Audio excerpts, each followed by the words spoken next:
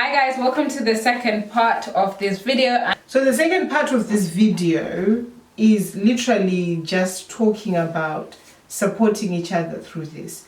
And you know what? It's always good if there's a parent perspective to this, because I know I'm not the only one who went through this. Yeah, I think, I honestly there are quite a few parents out there who've just gone and discovered that their daughters are pregnant, right? There are quite a few out there. And if you are part of this half, if you are me, share it with your daughter. And if you are her, share it with your mom. Or if dads or whatever, please share this video. Because it's something that is quite important. To me, it's important for us to do this video. Because as a family, we had internal structures that helped us deal with this, but we also had support. We got by with a little help from other people. Yeah. So first and foremost, what you as a mother need to realize is whatever it is that you're feeling, it's not because you hate your daughter. You're feeling that because you love them. In the heat of the moment, you're saying it because ultimately you love them. Yeah. It's natural to feel very angry, but there's a big but. When words are said when they're already out there, we need to be careful, particularly if we're saying things because, in the heat of the moment, they shouldn't contain, things that are too hurtful that our daughters, will carry with them. It's good to lash out. I tend to go back into my archives, don't I? And I bring out all the sermons because I'll go, on this particular day, I told you. You did this. Do you know what? It's as if like you keep like a diary. Yeah, I'll say, I told you. No, because, do you know, remember that day? Yeah. What did I say? What did I say? Because remember, when these things come to fruition, it's not like you haven't not never had this conversation with your kids, with girls. There's nothing as you would have said it, and then you'd have said it, right?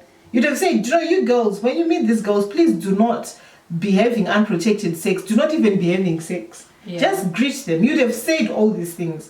I would have told them. When you've got young adults out there, and you would have told them. So don't feel bad. Don't think you haven't done enough. Because let me tell you guys, I have sermons with my girls. But mom, why is it that parents feel like if your child makes a mistake, ultimately like you feel like you failed, or you feel like there's something that you haven't done that made them like... Yeah, sometimes I always use I was speaking to Corinne the other day, I always use the analogy of a product, isn't it?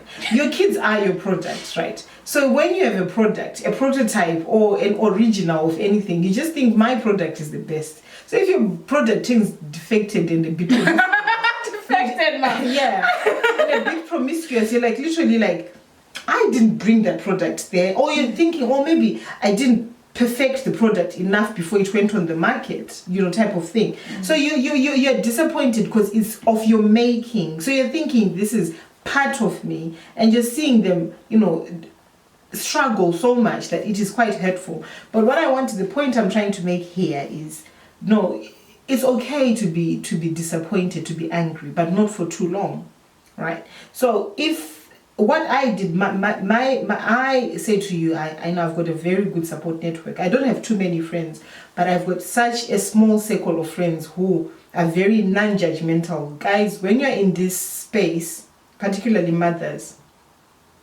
please don't go into communities and discuss these things, because go to people you trust. Have your go-to circle of friends. If you don't have friends, go to your mom, go to your husband, whoever you have as a support network.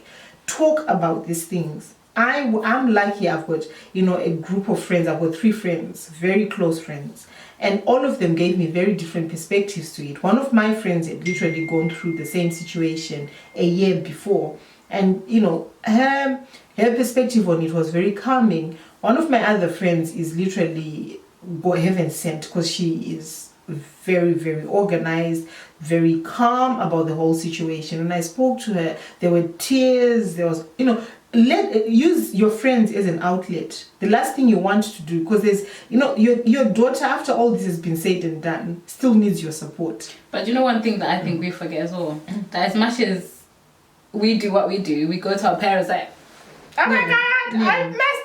And then you forget that you also need to now digest this same information, and you also need someone to be like, oh my gosh, she messed up. Exactly. And you know, especially if you've got good friends. My friends, because like I was saying, that particular one, we went through the same situation. She literally, because the first time I saw her, I was in a mess. I was in an absolute mess. I was just crying. I was upset. I was hurt. She let me, she didn't ask anything. You, as a parent, need your own support too, to be able to support your daughter. So be honest. Be honest. If you're not handling it very well, talk it through with those people you trust. If you don't have people you trust, go to your GP. In the UK, you know, we've got fantastic GPs. They give you 7 minutes. 7 minutes, you'd have... 7 minutes? That's the thing? Yeah, 7 minutes standard. I don't know what... In Leicester, it's 7 minutes, guys. If in different places it is. But you can speak to your GP. You know, be kind to yourself is the other thing I was going to say. Be very kind to yourself. It's not your fault that your daughter went and opened their legs. It's a choice they made, you know, so it's not your fault. So if you take anything from this video, it is not your fault. They've made a conscious choice. You've given them all the tools they need, but they've just decided to go and, you know, be whatever they want to be. That's still okay. The other thing I want you to take away from this video is continue to love your kids. We've all made mistakes before. Sit back. You know, that's the thing, the word I was looking for, be introspective. You know, sometimes as parents, when we're parenting, we forget that we've been their age before.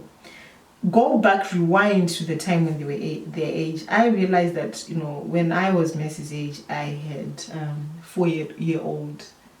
So in a way, I was way younger than Mercy was when I had my daughter.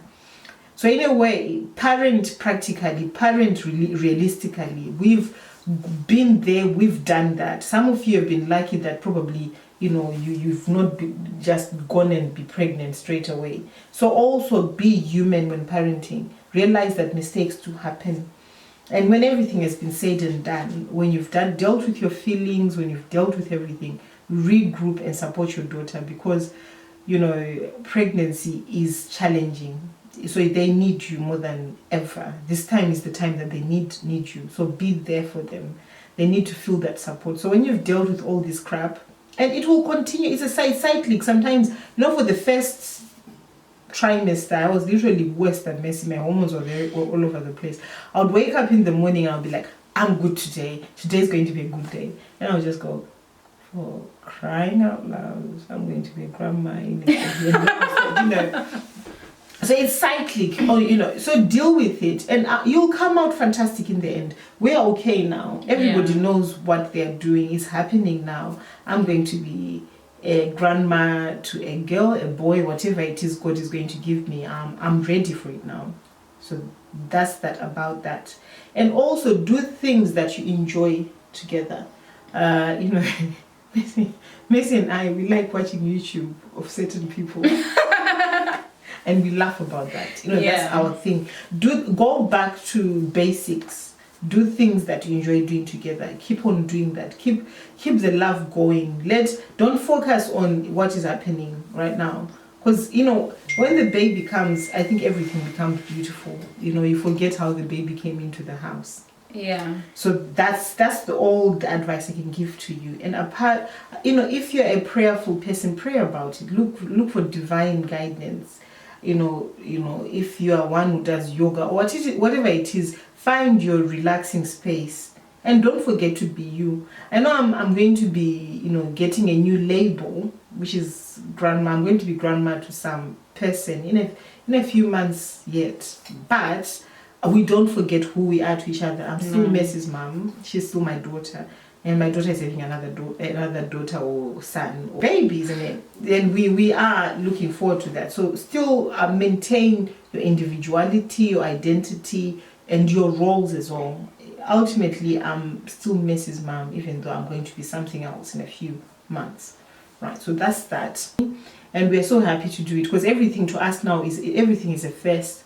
No, when Messi is burping, it's a first burp. When Messi's pimples are swelling, we're enjoying it with her. Because everything now has been said and done. So as a family, we're just rallying around her, and everything for us is a first, right? So, how is it being around me pregnant, mum, versus not being pregnant?